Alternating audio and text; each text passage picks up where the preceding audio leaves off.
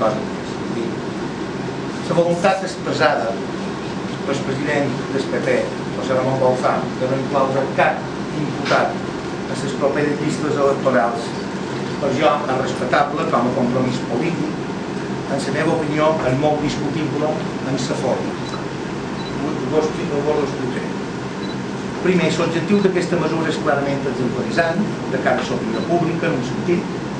El PP té una oferta electoral nítida en matèria de corrupció i sense ombra de dubte pel que fa a la netedat del seu candidat del partit, el barems de netedat exigibles.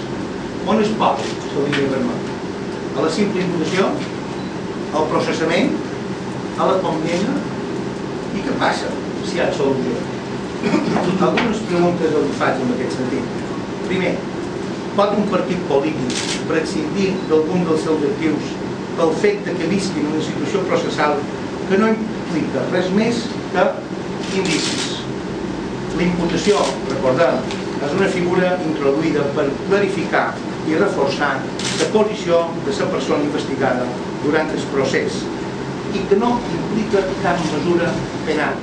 És un exercici de discrepància legítima, democràtica i amb arguments i amb bases sòlides que espero poder fer arribar de paraula i per escrit quan ell trobi oportú.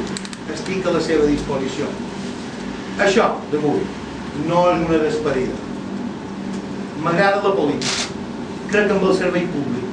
He dedicat més de mitja vida a fer feina pels ciutadans. Tinc forces, moltes, per continuar i espero poder fer-ho allà on la voluntat del meu partit i sobretot la voluntat sobirana dels militants i votat del PP ho consideren oportú.